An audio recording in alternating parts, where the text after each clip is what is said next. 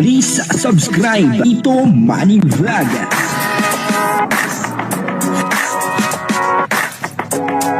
Payagan po si Tito Manny Vlog na mag-reactor para pambiling gamot sa kanya pong karamdaman.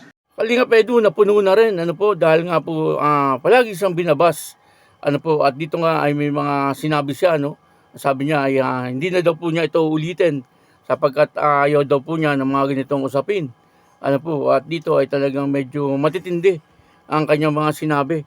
At may mga ibinulgar po siya, na hindi po natin alam na nangyayari po pala ito sa likod ng kamera. Siyempre tayo ang alam po natin ay yung mga ibinablog lang. Pero yung mga nangyayari sa kanilang tunay na buhay, siyempre hindi po natin alam yun. At dito ay mga binanggit po siya na talagang nangyayari po sa tunay na buhay, hindi po yung sa kanilang EDSI. Ito po ay tungkol kay Kalingap Edu at saka tungkol kay Beyonce. Kung ano po yung mga ganap or kung ano po yung mga ginagawa ni Kalingap Edu para kay Beyonce.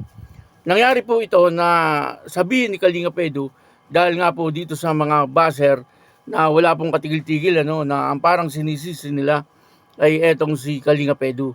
Papanoorin po natin yung video at siyempre bibigyan po natin to ng konting reaction.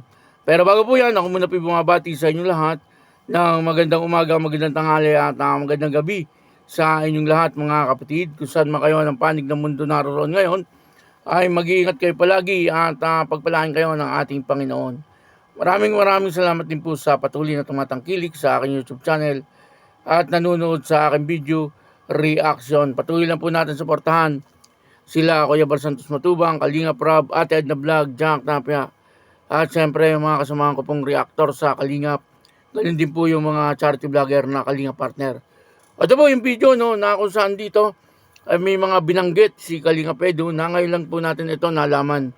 Ito po ay nangyayari hindi po sa harap ng kamera. Kapag walang kamera, nangyayari po itong mga ito. At ang kabuuan po ng video ito ay mapapanood po natin sa YouTube channel ni Kalingap Edu. Kung makinig sila Beyonce sa bashing, sa lahat ng mga nakikita nila sa at napupulot sila sa mga nakapaligid sa kanilang tao, nasa sa kanya yun nasa sa kanila yun guys. Basta tayo dito, support pa rin tayo sa kanya kahit anong mangyari.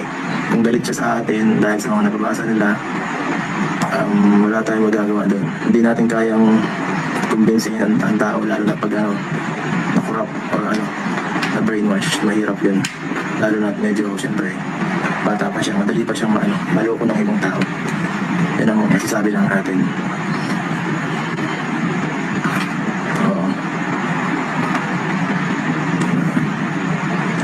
So guys, ngayon lang tayo magdaan ng ganitong issue kasi ayokong matawag dito. Ayokong maging tungkol sa issue lagi ang tungkol sa vlog ko. Kasi hindi naman po para sa mga love team or sa personal life itong vlog natin. So ngayon lang po ako mga ganito pasensya na po. Ayan. Sa mga susunod na live po, pag may nagtanong pa sa akin, ibablock ko na po kayo. Kasi ayoko na pong may madamay pa sila Beyonce at yung family nila kasi gusto daw nilang mamuhay ng tahimik. Hindi mo minahal si Beyonce, ay basta ako. Paano po ba niya i-define ang pagmamahal? Kailangan po ba laging mapakita sa vlog? Lagi po bang kailangan tawag dito? Lahat ibibigay. Paano nyo po masasabi yan? Pagmamahal na gusto nyo. Pagmamahal na pag mag-asawa o ano po ba? Kasi kung sa pagmamahal guys, sa Beyonce, hindi nyo na po kailangan questionin. Kasi yung care ko sa bata, yung sa kanya, walang matagal na yun matagal na yan. Kahit nga minsan parang hindi na ako pinapansin, andyan ako pag sa boarding, kahit hindi siya magsama, papahatid ako ng pagkain. Pagka mahatid ako, gusto ko laging pinapareport ko kay early kung ano nangyayari. Saan po ba, paano ba ano po bang definisyon ng pagmamahal? ang gusto niya. Tsaka kung ano guys, kung wala ka nakikita wala kayo nakikita huwag nyo nang palakihin, no? Hindi nyo kasi alam yung mga ibang bagay na detalye. Para maging para mag-react ng ganyan. Kung sa effort lang, nasa pa sila. Pag kaya kong magbigay ng effort sa kanya, isang tawag lang. Lagi kong sinasabi sa inyo sa vlog, dalawa lang ang nakakasira ng schedule ko, si Kalinga Prab at si Beyonce. Mahalaga ang oras ko guys. Mahalaga ang oras ko. Hindi ako basta-basta nasama kahit kanino.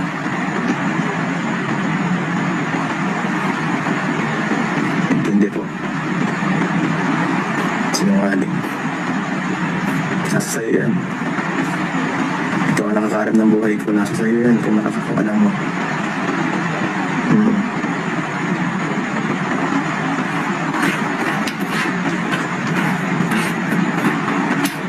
At ngayon tapos na po. Maging masaya na kayo. Kasi yun ang gusto ng mga basher. Ayan.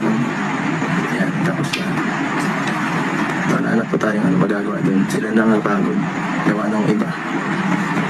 Sinabi ni Rob na mga maingay at mga bashing sa paligid na walang hantumpay. Yun na. Yun na po. Yan na po lahat. Ang post yun. Opo. Patunayan. Wala akong palang patunayan guys. Kasi wala akong dapat patunayan sa inyo. Nandiyan na yan eh.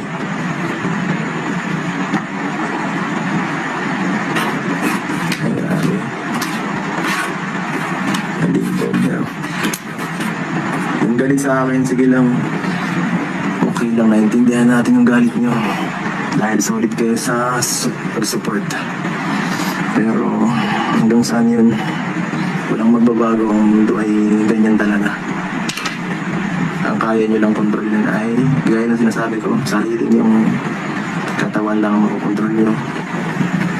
So, masyado kayong hindi na kayo masyadong mag-expect na kung ano mangyari, yun na mangyari. Pagdasal nyo na lang lagi na maging okay ang lahat sa mga susunod pa. Kasi wala tayong kakaya ng yung kumbinsihin ng bawat isa, no?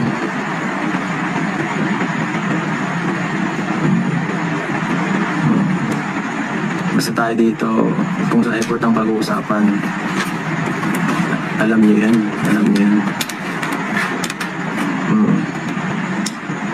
Hindi nyo nga to alam eh. Pagkapunta namin sa Part 97, di ba po, okay pa kami nun kasi nag-vlog. Ako pa ang naghatid sa kanila sa kay Beyonce. Nagkain pa kami sa labas, nila Melka.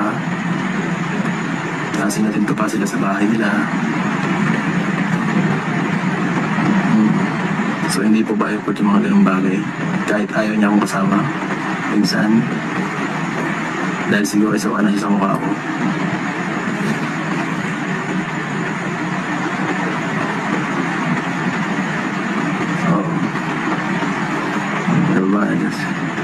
Ayun na po, ang pagulo to si super. Ayan, dapat sa yan. Ano pa ba? At kung gusto nilang tahimik, yung tahimik niya. Bigyan na natin yung katahimikan kay Beyonce guys. Yung nakaraan parang depressed na siya talaga eh. Kaya mas okay na yan talaga. Para hindi na sila gambalain. So, ano pa ba ang gusto niyo para isang bagsak lang?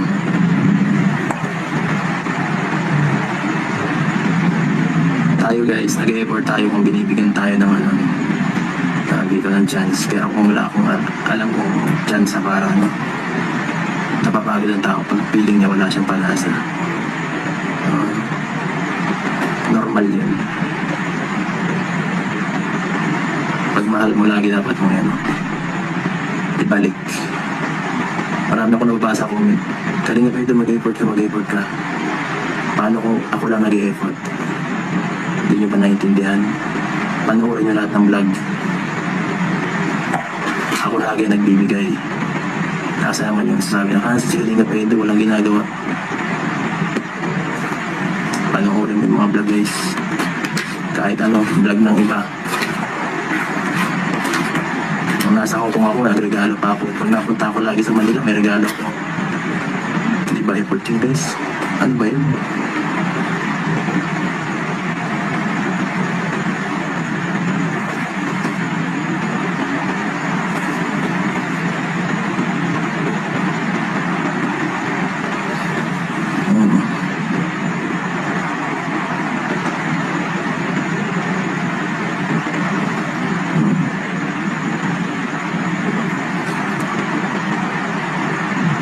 Sa pagmamahal guys, balikan lang. Pag isa ay lagi lang nagbibigay, hindi mo maanayin, tawag dito. Sa lahat yan no? Sa lahat may applicable yan sa lahat. Pag hindi mo inalagaan na isang bagay, mawawala sa'yo yan. Sa katawan mo, sa isip mo, pag di mo inahasa ang isip mo, sa pagmamahal sa ibang tao, bibigyan mo. Ang baka sabihin naman ako lang, kabilang kampo dapat na nagbibigay ng ano, hindi lang isa.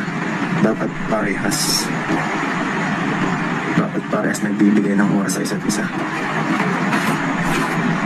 Not big.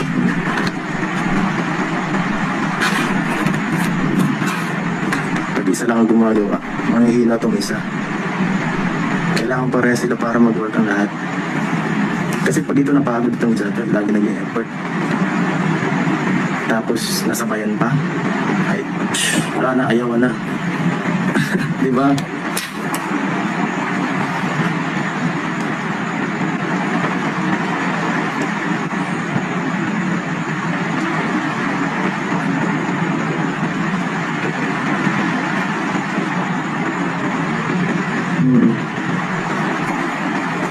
Tama.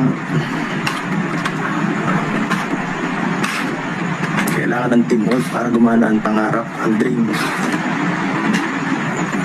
Kaya kung isip mo lang ano, kung lagi nasa isip mo na di mo gagawin, wala yan. Yung nangyayari. Dapat sinasa isip mo, tapos isinasa buhay mo. Yung gusto mo. Hindi lang sasabihin mo, ay mahal kita sa isip ko. Mahal kita sa isip ko. Paano yung action mo? Paano yung action mo? Ganun din ba yung action mo?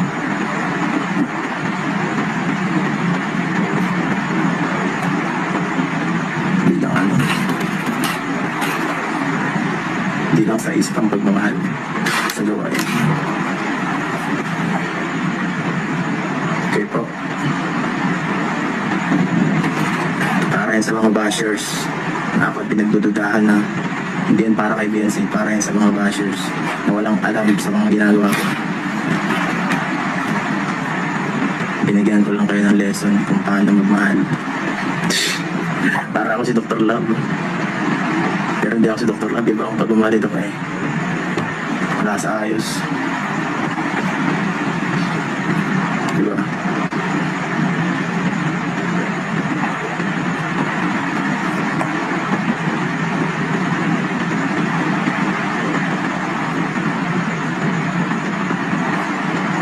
Sige po guys, das na talaga, di na ako maano talaga.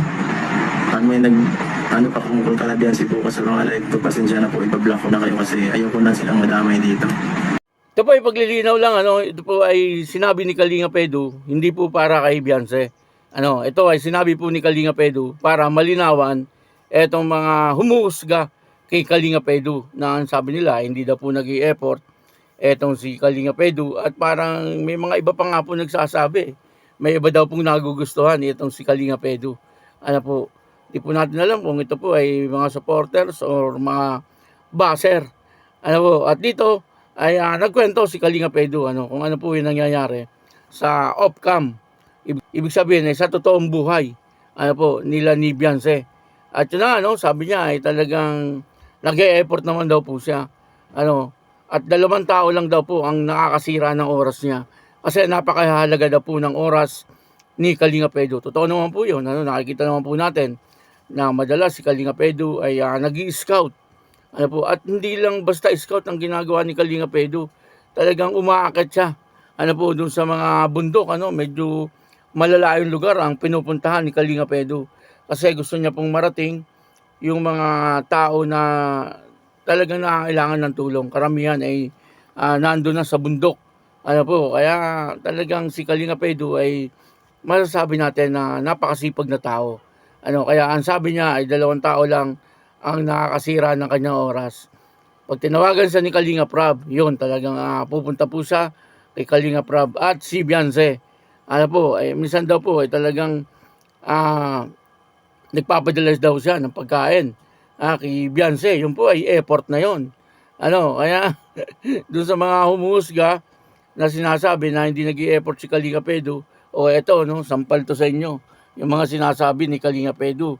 Maliwanag na si Kalinga Edu ay nag-i-effort talaga siya. Na minsan nga daw, hindi na nga daw po siya pinapansin.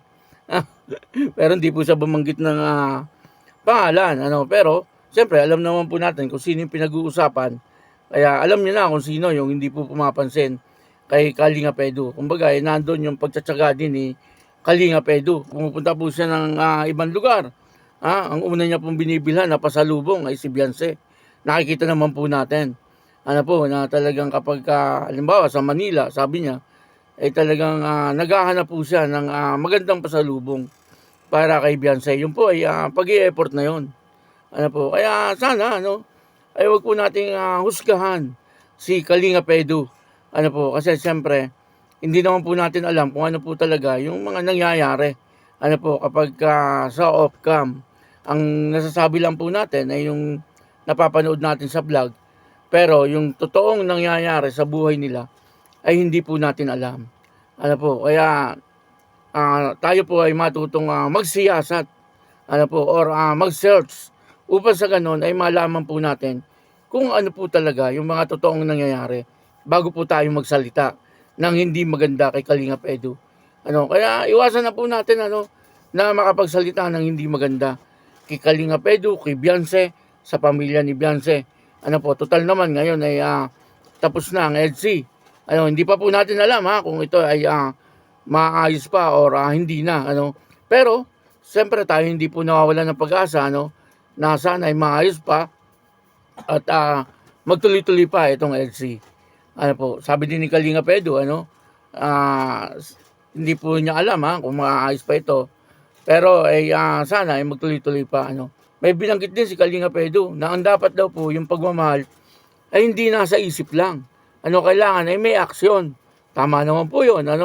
Kasi kung ang isang tao ay iniisip mo na mahal mo, pero hindi mo naman nilalapitan or ipinapakita sa kanya na talagang mahal mo siya, ay walang mangyayari. Kumbaga ay hindi malalaman or mararamdaman nung taong mahal mo na siya ay mahal mo. Ganun yun Kaya tama yung sinabi ni Kalinga Edu, kailangan pag mahal mo yung isang tao, ipakita mo. Kailangan ay maging sagawa ay dapat ay ipakita rin. Hindi po yung sinasabi lang na mahal niya pero hindi naman po ginagawa. Yun po ay sinabi ni Kalinga Edu. Kaya yun maraming salamat po sa inyo lahat. Tuloy lang po natin suportahan si Beyonce at si Kalinga Edu. Ganyan din po si Kalinga Prab at ang lahat ng charity vlogger at mga reactor sa loob ng Kalingap. Maraming salamat po. Ako po si Tito Manny Vlog na nagsasabing God bless you all. Diyos mabalos.